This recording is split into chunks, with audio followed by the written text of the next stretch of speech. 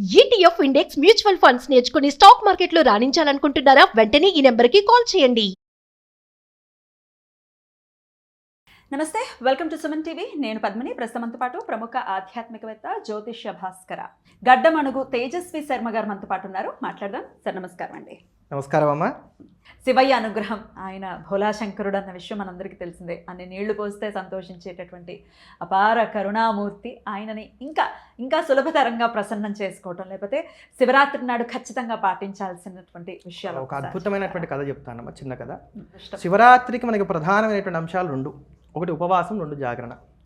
ఈ ఉపవాసము జాగరణ తెలిసి కానీ తెలియక కానీ ఏ ప్రకారంగా చేసినా సరే ఈశ్వరుడు అనుగ్రహిస్తాడంటానికి స్కాంద పురాణంలో ఉన్నటువంటి మహేశ్వర ఖండంలో ఒక అద్భుతమైనటువంటి కథ ఒకటి మనకు కనబడుతుంది.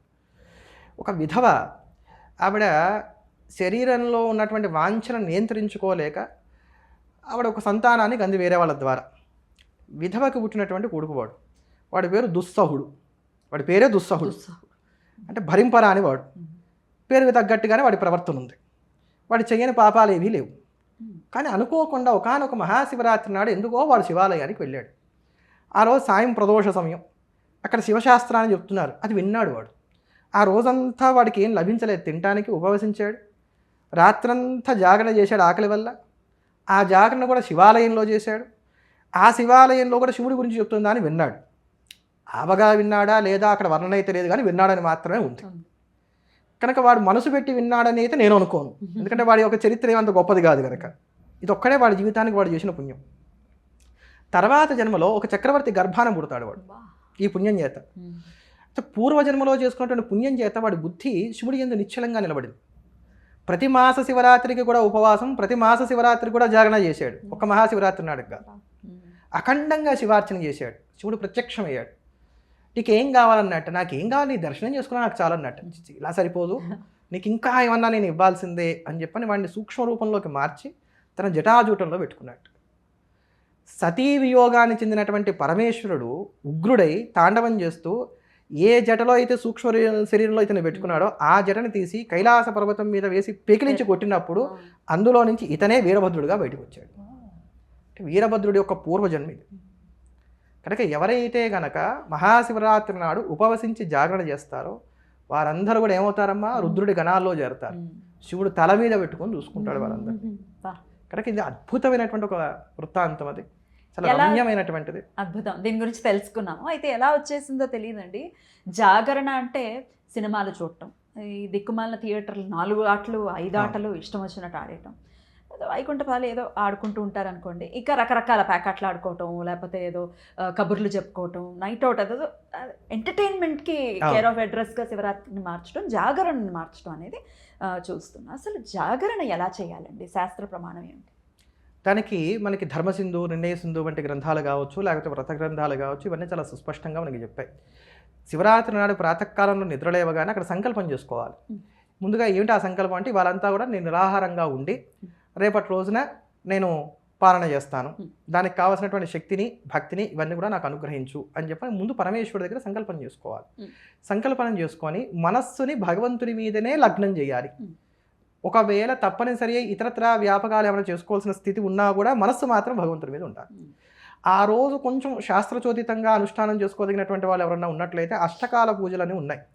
అంటే పగటిని 4 యామాలుగా, రాత్రిని 4 యామాలుగా విభజించి ఆ 4 యామాల్లో శివార్చన, ఈ 4 యామాల్లో శివార్చన చేస్తారు. అప్పుడు 24 గంటలు శివుడి యొక్క సన్నిధిలోనే గడిచిపోతుంది, అహోరాత్రం అయిపోతుంది. ఇది కాక మళ్ళీ ప్రత్యేకం లింగోద్భవ కాల పూజ మళ్ళీ విశేషంగా చేయాలి. ఈ శివరాత్రి సమయానికి శివధర్మాలన్నీ కూడా సముద్రం చంద్రుడి యొక్క పూర్ణిమ చంద్రుడి యొక్క కాంతికి ఎలా ఉప్పొంగుతుందో అలా ఉప్పొంగుతుందిట. ఒక్క శివరాత్రి నాడు పరమేశ్వరుని పూజించినట్లయితే సంవత్సరం అంతా త్రికాలముల్లో ఈశ్వరుని అర్చించినంత ఫలితం కలుగుతుందని చెప్పని శివపురాణంలో పరమేశ్వరుడి యొక్క వచనం ఉంది. అది కూడా మనకి ప్రారంభంలోనే వస్తుంది, శివపురాణం ప్రారంభంలోనే మనకు వస్తుంది. కనుక అట్లా ఆనాడు ఉపవాసం చేయవలసిన పద్ధతి అయితే అది. శరీరాన్ని నిలుపుకొనడం కోసం అని చెప్పని నీరసం లాంటివి రాకుండా ఉండటానికి అంత పళ్ళు కానీ పాలు కానీ స్వీకరించవచ్చు. టీ కాఫీలు కూడా తాగడానికి లేదు.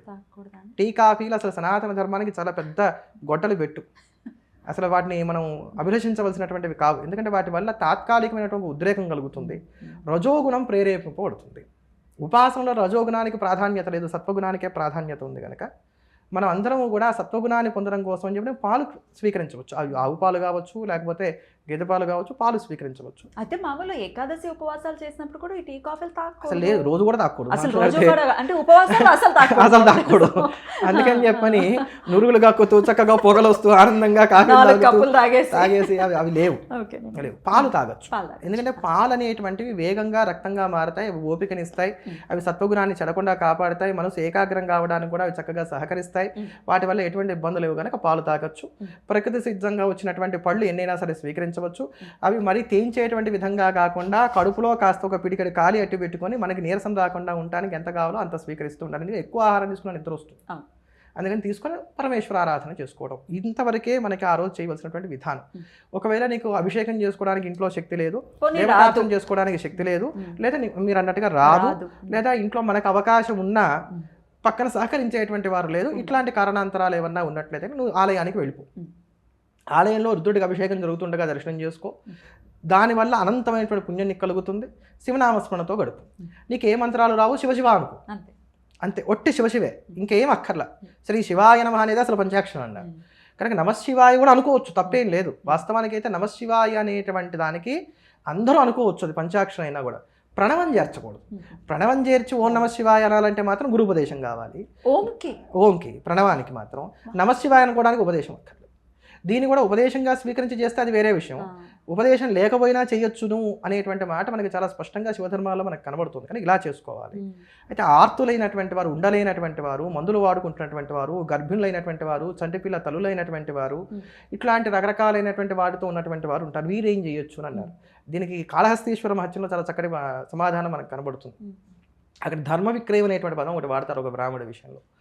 ఏంటంటే మన పేరు మీద ఇతరులు ఎవరన్నా ఉపవసించేటువంటి విధంగా, అది కూడా ఒక శ్రోత్రియుడైనటువంటి ఒక బ్రాహ్మణ్ణి వరించి కర్తన పెట్టుకొని సంకల్పపూర్వకంగా అతనికి వరణ ఇచ్చి ఆ రోజు అతను మన పేరు మీద ఉపవాస జాగరణలు చేయడానికి గాను తగినంత దక్షిణ ఇవ్వాలి.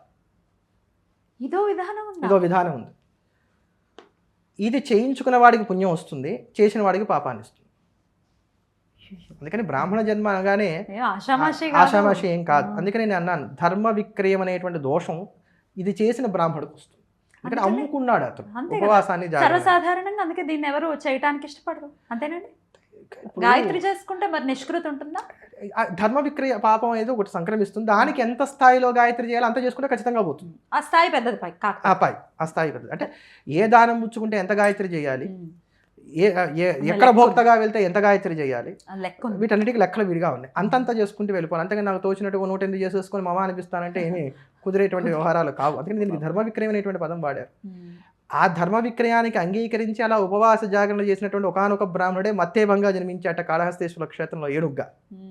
ఆ ఏనుగు యొక్క పూర్వజన్మలో మళ్ళీ అక్కడ అది చెప్తారు. అట్లా చేయవచ్చు, వాళ్ళు కర్తను పెట్టుకోవచ్చు. ఇప్పుడు అలా బ్రాహ్మణుడు అడిగినంత డబ్బు మేము ఇవ్వలేము, ఇవ్వలేందే బ్రాహ్మణులకి ఎక్కువ అడిగేస్తున్నారని ఫస్ట్ వచ్చేది అక్కడ. అనవసరమైన లోభత్వాలన్నీ బ్రాహ్మణులు చూస్తే వచ్చేస్తాయి. అయితే నిజంగా ధనం లేక చేయడానికి శరీరం సహకరించినటువంటి స్థితి ఉన్నప్పుడు మాత్రం లింగోద్భవ కాలంలో ఆలయానికి వెళ్ళి ఈశ్వరుని దర్శించిన అంత పుణ్యము వస్తుంది.